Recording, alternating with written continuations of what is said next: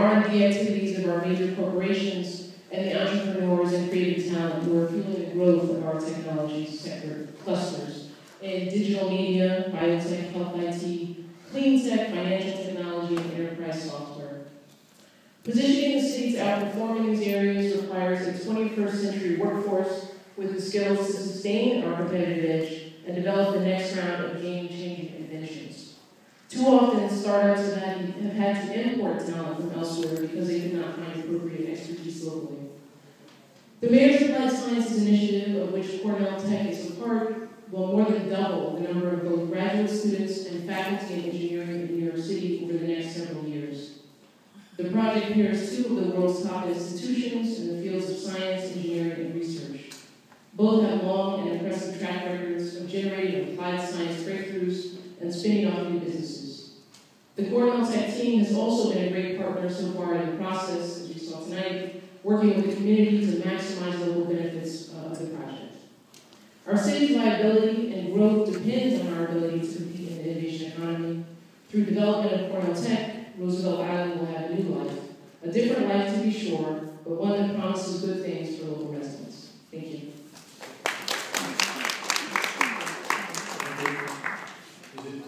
Am I pronouncing this right? Yeah. Okay. Following to Dan Meyer. Great, thank you very much. Hi, thank you for giving me this opportunity to speak today. I'm G.K. Su, the founder of Coalition of Queens, a nonprofit community development organization that's focused on fostering the tech industry and ecosystem in Queens, New York.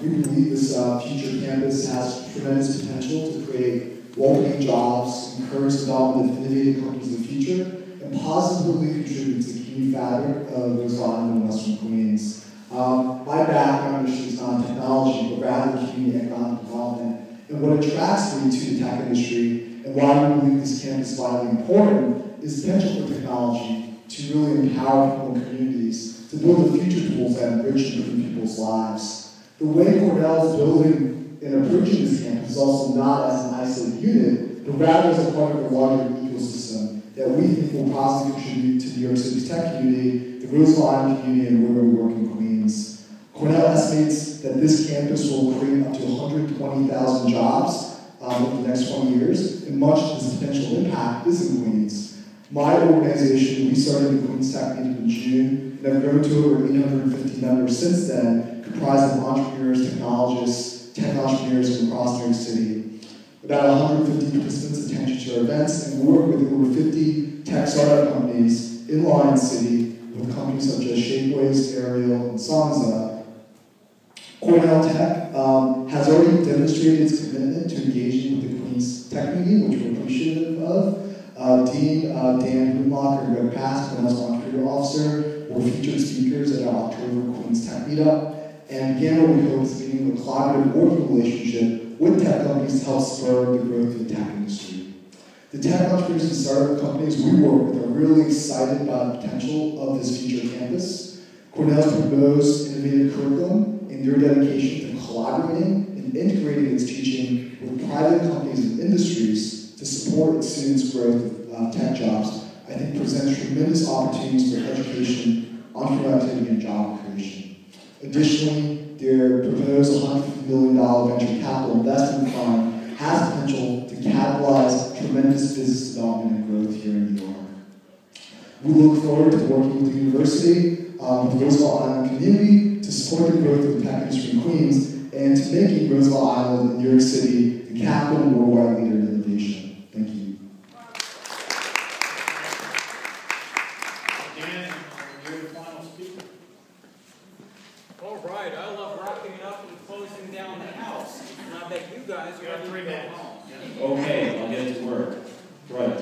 So hi, my name is Dan Meyer. I'm here from Long Island City Partnership, formerly known as Long Island City Business Development Corporation. We're a business services nonprofit, been around since about 1979. We represent a lot of businesses, we help a lot of businesses. We think we know a little bit about the topic of business, and we see the campus project as being very supportive for business for the city overall. Incidentally, thank you members of the community board for working through this process. Thanks to you, the concerned residents. I've heard many positive positive suggestions, and I'm sure that as you all work it out, it will result in being a more positive project for everyone. But on to the business aspects. I represent Long Island City, only a few minutes away, potentially very wet transit, but hopefully a dry and comfortable one, and it represents a thriving downtown. A few years ago, it was a comparatively sketchy commercial area, but because many in the city and the private world have been investing a lot and improving a lot, it's now really something positive, something positive to offer you, something positive to offer the campus. As the campus builds in, there's not only going to be ultimately staff, faculty, students, but of course there's going to be many businesses that hover around the campus who hire its graduates. Many businesses would be offering its services to the campus, to the construction, and there's also going to be many kinds of business partnerships we cannot even imagine. The same way that in Long Island City, everyone knows Solar Cup Studios in Kaufman Astoria. Not so many people think of the tremendous number of catering companies, lighting companies, editing studios, digital reproduction, art houses that have come up in the area. Likewise, we will be surprised over the course of decades as to what kind of businesses come up around this project. And I'm happy to say that in Long Island City we have a wide variety of office spaces and commercial rental spaces, mixed-use developments available to support that business. Now, is it going to directly benefit members of this audience? Well, maybe not. We can't be perfect. However, it will be very beneficial to the general economic development of Queens and to all of New York City. And before the 3 minutes goes off, I know things are probably really great here in Roosevelt Island. I don't come here that often, and I had a nice walk down from the ferry, but we are only a stop away on the F train, so Queens Plaza is definitely moving up, and you may want to come by sometime and visit. In closing, we very much support the campus moving forward. We want to encourage Community Board A to approve it, and thank all of you for being involved with the process. Thank you very much. Have a good night. Actually, there's one more speaker. This is very number of the long file. Jennifer, is it Hensley? Hensley. Gosh, I'm sorry to be the one to keep you here for 2 minutes more.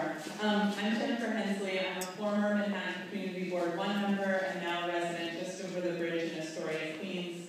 I'm also the executive director of the Association for a Better New York. We're a 41-year-old coalition of businesses, nonprofits, arts and culture organizations, labor unions, and entrepreneurs in New York City, and we advocate for the programs, policies, and projects that are going to make New York a better place.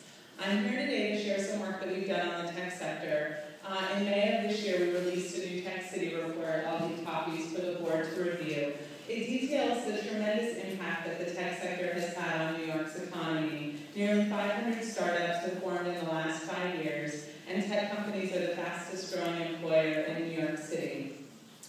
We believe that Cornell will help propel New York into this new digital age and ensure that our city remains competitive in the global marketplace.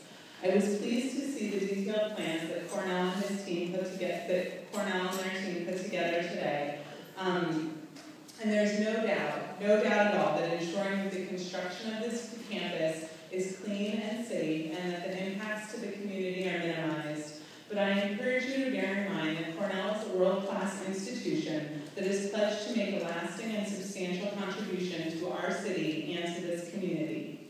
There's no doubt that their program is critical for New York's future competitiveness, and I believe, and my members believe, that they will do all they can to be a good neighbor for all of us. I hope that you will recommend approval of this exciting plan. Thanks, and thanks for sticking around. Okay, yes. So the question I have is for the Cornell folks. We got a lot of questions here that were substantive, good questions. How, you know, in terms of time frame of getting back to us, what we'd like to do is to be able to put that out so people can get responses from you on a lot of the questions that were raised. We'll stay as long as people question. Okay, so I'm saying that I think the best, what we'd like to do is to put this in writing, you know, and have it and handle it that way rather than go back and forth. So you were here, I saw you taking notes. We've also got notes, and a lot of stuff was submitted in writing. So we'd like, if you can send us back responses, is that something you can get to us, reasonably quickly? What's a fair time frame that you'd be able to get back to us on a lot of the stuff that was raised tonight? Well, let's shoot for Monday, so. Monday next week? Yeah, I Okay. believe this. Okay. So that, and then we'll get that and we'll send that to the Roosevelt Island folks, we'll also post it on our website. Okay, so all the questions that were raised on, we'll try to get your answers on it.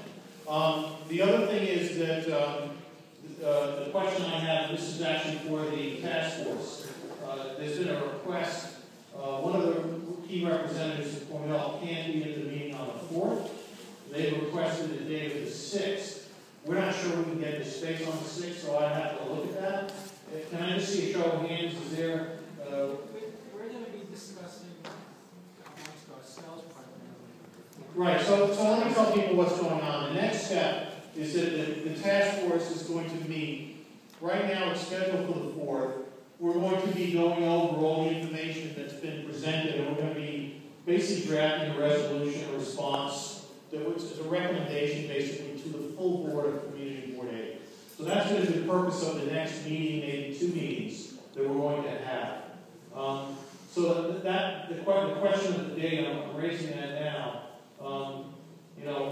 Are we indifferent to those dates, assuming we could get the space on the 6th? I think if Kathy indicated she would have the responses to the issues that were raised today by next Monday, I think that's going to be a working meeting of the committee. On the 3rd, on the 4th, to discuss. Yeah, right. I think, if someone from Cornell can't be there, and we might, if in case we have questions for them, and they can have someone else here. Yeah, it's a lot of the work we do. Yeah, I agree with you. Okay. That was the date that worked for most of us. Yeah, no, it was clearly the day we did. So apologies on that, but the 4th was actually the best day. We did send out a questionnaire to all the task force members, and almost everyone could do the 4th. The number couldn't do the 6th. So we're going to leave it at the 4th. Yes. Nick, it wasn't any particular. It was our land use council who can't make it, and from that meeting, you maybe get additional questions specifically related to land use. If we don't have we thought it was important for our land use council to be there. Specifically. I'm not sure that there's going to be questions. I think, as I said to Nick, we're going to be working at, based on what we've heard today, based on what your responses were, and will come to us by Monday, a resolution to the full board. So I don't, But that'll be a public meeting as well. Yes, every meeting we have is public. Every meeting we have is public, but there will not be a public session at this meeting on the 4th. But we'll be here, and people are welcome to come and hear what we discuss. And I would strongly recommend, if you haven't submitted written questions on issues, please feel free to do that.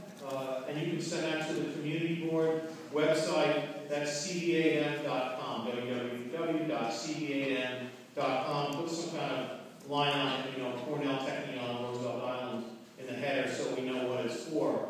But we're going to try to take as much information as we can that way as well. So hopefully we'll have answers hopefully on Monday. Then we'll transmit that back to our friends on Roosevelt Island and also get that posted on our website so we can get new answers to the questions that you had tonight. So that's going to be the format. There's an outside chance we could have one more task force meeting after the 4th if we feel we need to in terms of working out the resolution. Probably the only time I think we do will be the 10th of December, but we'll discuss that at the meeting. We'll see what happens at the meeting, but it's possible we could be meeting then. And then, as I said, the 12th is the land use meeting that the community board's having here. The full board of the community board will be here and will vote, most likely vote on a resolution. It doesn't have to take a position, but most likely that will happen at that meeting. Certainly all the members of the community board will be here. So that's where we're at. I want to thank all the residents tonight who came out. I'm very appreciative of the amount of